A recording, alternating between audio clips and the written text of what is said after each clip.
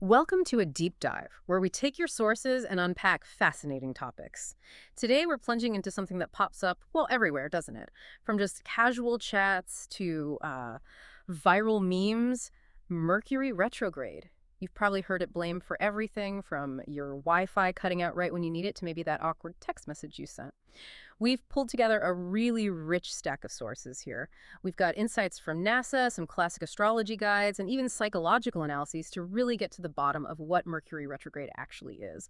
And, why it holds such a powerful grip on pop culture, and if there's any real scientific basis for all the chaos it supposedly unleashes. Our mission here is to distill those truly essential nuggets of knowledge, leaving you genuinely well informed. So let's peel back the first layer here. When people talk about Mercury being in retrograde, what exactly are they picturing? Yeah, it's funny you ask because what's truly astonishing here is that astronomically speaking, Mercury retrograde is, well, it's a complete illusion. An illusion. Really? Yes. Imagine from our perspective here on Earth, Mercury appears to move backward in its orbit. Mm. But NASA confirms this isn't some cosmic rebellion or anything. Mhm. It's simply our faster Earth overtaking Mercury in its own orbital path. It's kind of like being on a highway and passing a slower car for a moment. It looks like that car is actually reversing. Oh, okay. Like that train analogy people sometimes use. Exactly like that. And this little optical trick, it happens about 3 to 4 times every year. Wait, so it's not even real planetary movement. It's just a trick of perspective. That's kind of mind-blowing. But, for so many people, this isn't just some optical illusion.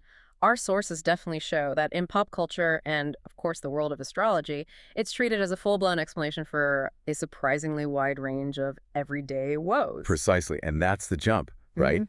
If we connect this to the bigger picture, astrological interpretations take that apparent backward motion Yeah. and they link it directly to real-world disruptions.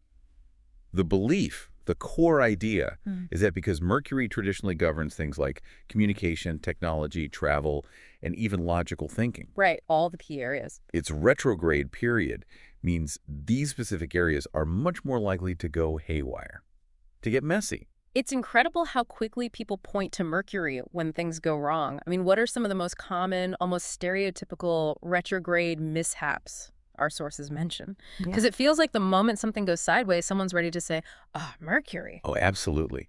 The common culprits cited again and again in our sources include all sorts of tech glitches, laptops crashing unexpectedly, phones acting up, that kind of thing. I've heard that one. Then there are the communication breakdowns, everything from major misinterpretations in emails to just like awkward conversations Oy. that go off the rails. Uh-huh.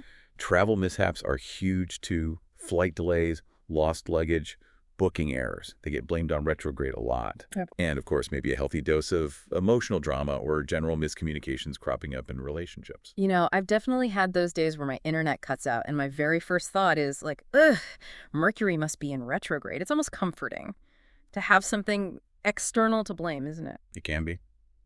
Which I guess leads us straight to the big question. Why does this belief not just persist, but actually seem to thrive?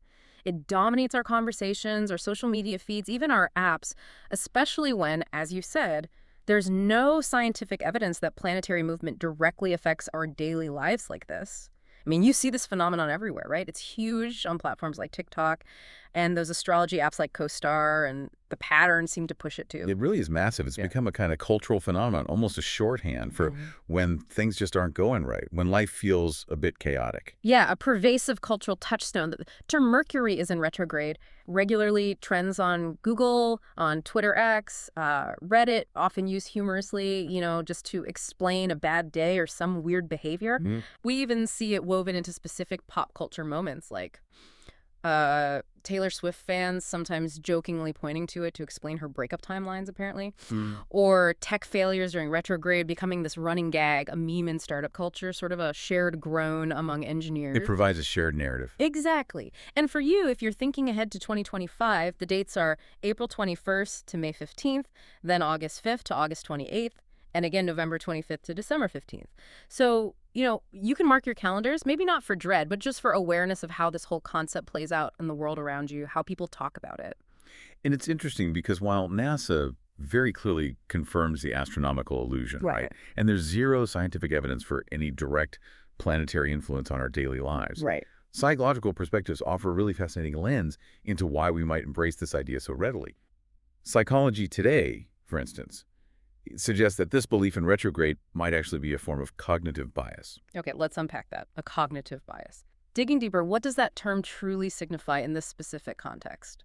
Well, in essence, it means our brains are kind of wired to look for patterns and explanations, especially, when things go wrong or feel chaotic. We want answers. Exactly. So if you're already sort of predisposed to believe Mercury retrograde causes problems, maybe you read your horoscope or your friends talk about it, Mm-hmm. you become much more likely to attribute any mishap, whether it's big or small, to it. It acts like confirmation bias. You notice the things that fit the pattern. Ah, It provides this convenient external reason for challenges, which can be surprisingly comforting, as you said. Or, at the very least, it's kind of a humorous scapegoat when you just need something to blame for spilling your coffee on your keyboard. right. It takes the pressure off, maybe. So it sounds like it's much less about the actual planet doing anything and far more about our very human desire to make sense of things, or maybe even just deflect blame for, the inevitable bumps in life's road. That seems to be a big part of its appeal, yes. So we've truly peeled back quite a few layers on Mercury retrograde today, haven't we? We started with its astronomical reality, basically a simple optical illusion confirmed by NASA, which is still pretty wild to think about. It is. Then we explored its widespread, really fascinating influence in pop culture and astrology. And finally, we dove into some of the psychological reasons why we might be so keen sometimes to blame it for our woes. You can really see how this concept offers this captivating blend of actual astronomy, evolving cultural trends, and some pretty profound human psychology. Absolutely. And it really makes you wonder, doesn't it? If we're so quick to attribute everyday challenges, big or small, to a celestial event like this, what other subconscious narratives might we be creating, to understand the world around us?